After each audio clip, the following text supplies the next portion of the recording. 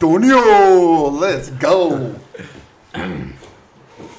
All right, what's up, everybody? Welcome to today's podcast. We are we got a visitor from Zilla, Washington, going off to play college basketball here pretty soon next month.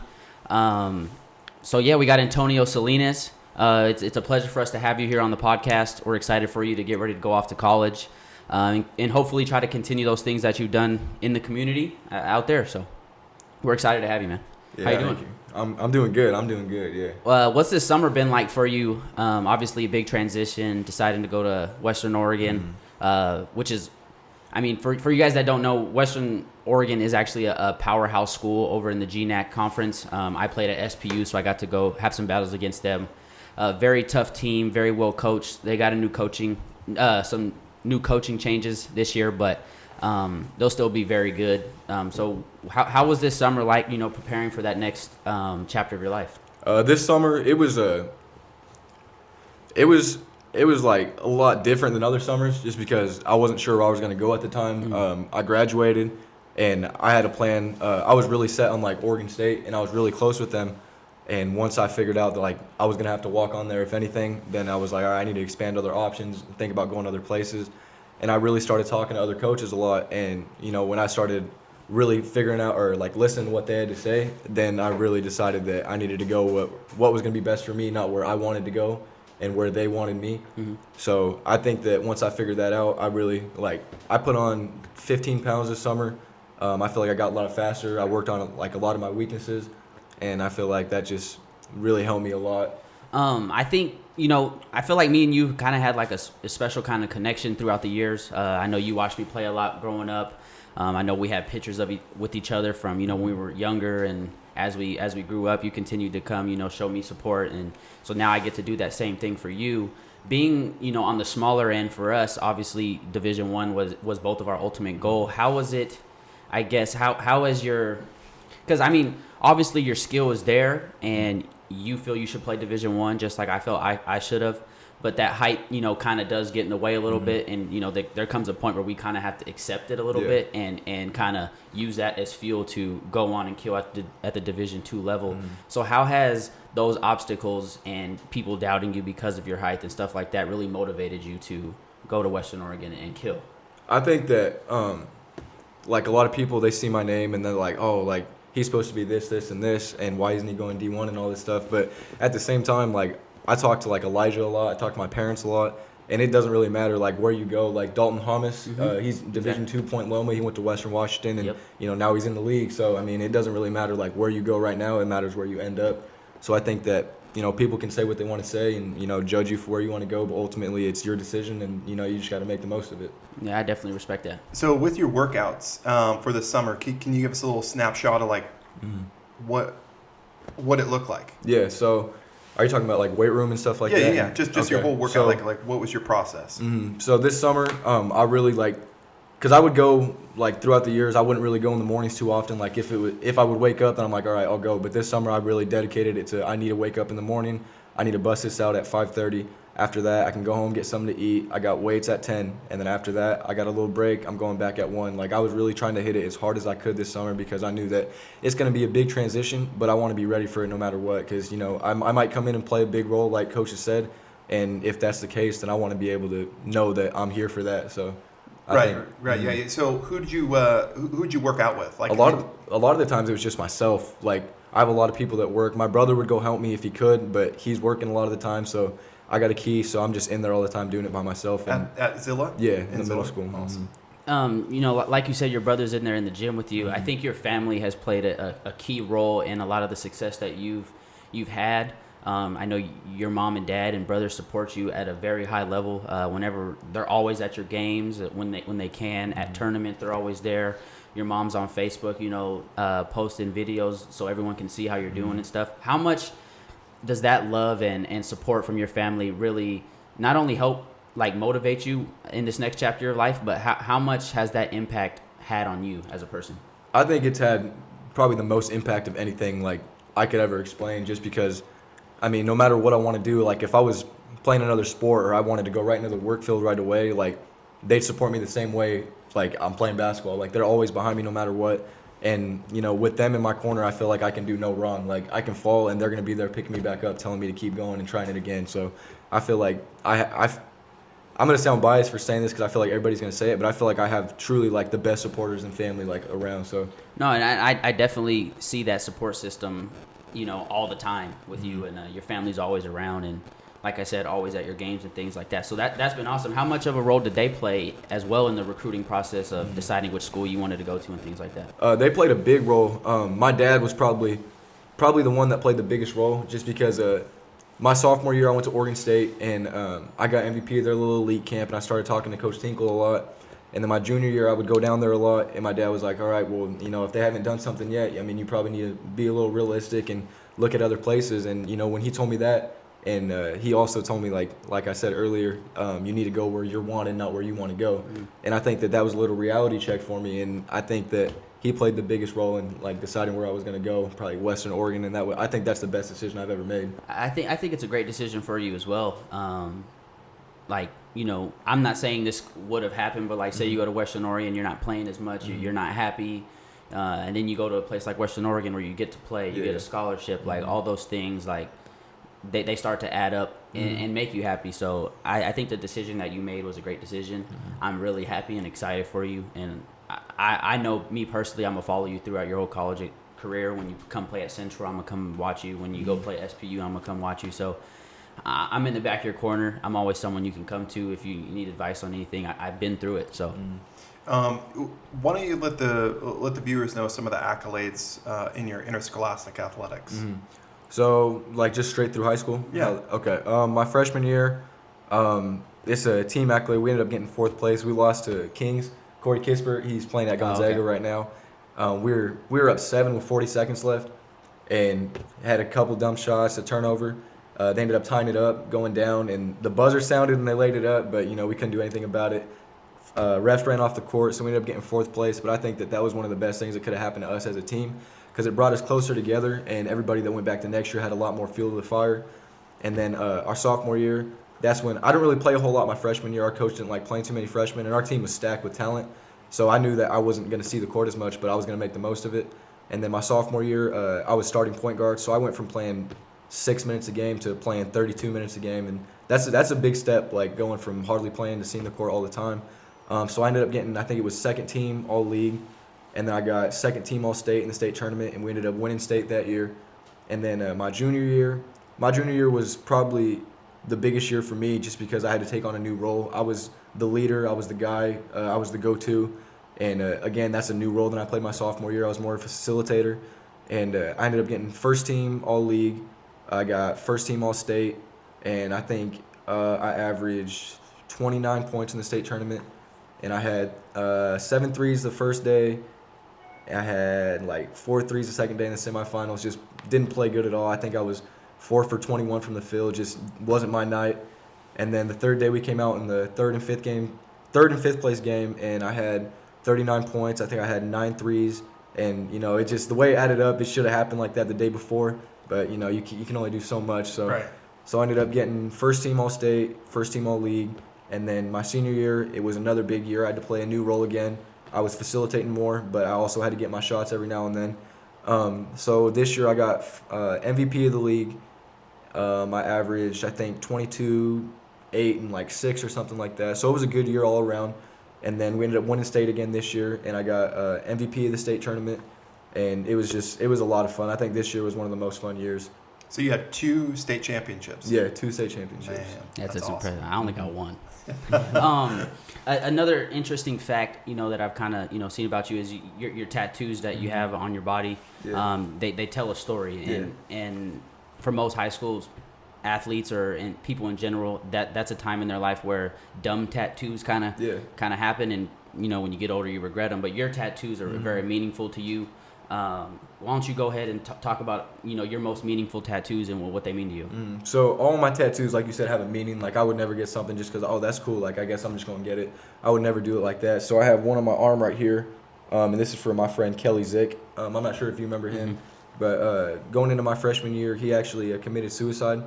And we grew up together. We were playing basketball all the time. We'd go to 3-on-3s together, and we were always playing video games in the room and stuff. So this, for me, this is like just memory of him. This keeps him with me at all times. So I have this saying right here: remembering you is easy. We do it every day. Missing you is a heartache that never goes away. So that's for him right here. And then I have his number, 21 with some wings. And then I have his name, date of birth, and then when he passed, and then play for Kelly. So like under my Instagram, I have play for Kelly on everything. That's every single post. And then this right here, this is my newest one I just got. People like, you see it and people are like, oh, it's the Illuminati, but like that's not what it is. Like everybody has a different meaning for it. So this is it's supposed to be like God's eye watching over all of humanity. And I mean, if you have God's eye on you, like there's nobody that can hurt you or touch you. So I feel like that's a pretty powerful thing for me to get. And I have one on my leg. It's Joshua 1:9, the verse. Me and my brother got it because my dad got us necklaces when we were younger. Yeah, and that's you gave me one. Oh yeah, we did give you yeah, one. yeah. Yeah, same thing. Yeah. So that's the verse on my leg, and then I have one on my chest. It's a gate, and it has 3 doves. So the 2 on the right side are my mom and my dad. The one on the left side is my brother, and it says family over everything. And the gate is closed, and everybody behind it is supposed to be like my relatives and everybody that's passed, and how they're still with me. So. Yeah, so I think that's awesome. His tattoos cool. like truly tell a story, and it shows how much of a family guy that he really is. And we talked about it earlier in this podcast about how much his family means to him, and obviously the people around him too. So I think that's really cool, man. Yeah, no, it's kind of surreal when you were talking about that. It's this is kind of a new venture for us at Connect Law Sports, and what you just said solidified it. You know what I mean? Like we get to learn more about players. That we see your statements in the paper and that you guys are doing great, but being able to sit down with you and see who you are and what you're about, this is amazing. And it makes you have a bigger respect for these athletes that we're doing, and that's why, like you said, this is the platform and why we created it. Like getting to hear about your tattoos, we get to see why you work so hard, like who you play for, like all these things that help motivate you to get where you're at. Looking from the outside in, it's just like, oh, okay, he wants to be good at basketball. But it's like when you get to know a person and know their story, you get to learn more about them and why they do what they do. So, I mean, you're the perfect example of what we created this platform for. So, it's great to have you here on the show. So, basketball, you get done with it in 4 years. You kind of say, I'm ready to, venture on in this world and see what's shaking out. What does that look like? So I have a lot of plans. So I have like plan A, B, C, and originally they were all supposed to be, plan B is supposed to be another way to make plan A work. Plan C is supposed to be another way to make plan A work as well. And that's still how it is. But at the end of the day, like I know basketball is only going to take me so far. And say I go pro and make the NBA, like best case scenario, like it's still going to stop at one point. So I have to have backup plans for that. So I really like helping people. Like, so what you guys are doing here, like I'd like to do something like this. And then like if people need help with like literally anything, like they need me to go work them out, they need me to lend a hand to go help with the house, like I want to be able to do that and just go help everybody. So if I can do something like that, like I think that's my calling, is just helping other people. So anything around that area. Yeah, I do. I love this kid. I do too, man. I need to get your phone number after this, man. You got your stuff together.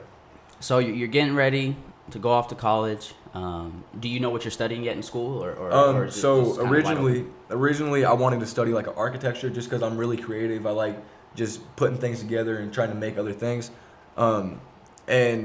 But now like they don't really have that major there at Western Oregon, so they told me I could go the business route and then try to go around it. But I think that when I was on campus, like for orientation, I looked at the exercise science, and I think that's pretty cool, learning how the body works and just a lot of stuff like that. And I'm taking like nutrition classes, so I think that if I'm still playing and I have like the exercise science degree and all this stuff, like that's only gonna help me make myself better. So I'm going the exercise science way as of right now. That's nice. I love how you have a plan. Most people go into college and don't necessarily have a plan. I know I was one of those people. I didn't really have a plan. I didn't know what I wanted to do if basketball didn't work out. And fortunately enough, I was able to get a job and be successful for my age so far. But I think it's really cool that you have a plan, and you're very planned out, and not a lot of people have that. So basketball out of your schedule for the day, what do you do? Like what do you like to do? So basketball out of my schedule? Out of your schedule. Okay. So would you consider like lifting in that too, or just get that out of the way? Lift away, man. All right. Just let us know what you into. If you're not in the gym, what you're doing. If I'm not in the gym, I like running. Like I like doing that stuff. I like staying as fit as possible. And then if I'm not doing that, I just like hanging out with my friends and just doing anything, because I know that people are gonna branch off different ways, so I want to get to be like with my friends as much as possible. And if that's not working, then I want to like go see my family. I want to do a lot of stuff like that, just because I like keeping close relationships with everybody. Like if there's bridges that have been burnt in the past, I want to try to rebuild them. Like I don't like being on bad terms with anybody, so there's that. I like just hanging out with a bunch of people. And another thing too, like I like writing songs. Like I do that stuff, and just for fun at first, and then now it's like it's kind of cool. Like so I'll do that, and then my uncle or my cousin. He has like a little studio down in Oregon, and so I go down there and we record stuff, and so it's just a lot of fun doing stuff like that. That's cool. Very creative. Yeah. Very creative. You're getting ready to leave here pretty soon. What are you most looking forward to, not only about college basketball, but college in general? I think what I'm looking forward to the most is just meeting new people, because I feel like I know everybody from around here. It's really small, being in Zilla and even Yakima, like it's pretty big, but I feel like everybody knows everybody around here. So I mean, you're going to a new place where it's a fresh start. Some people might know me there, but I don't know them exactly. So I'm just looking forward to meeting them and just seeing how different it is than being over here. I'm excited for you, man. You got a good head on your shoulders. You got a great support system.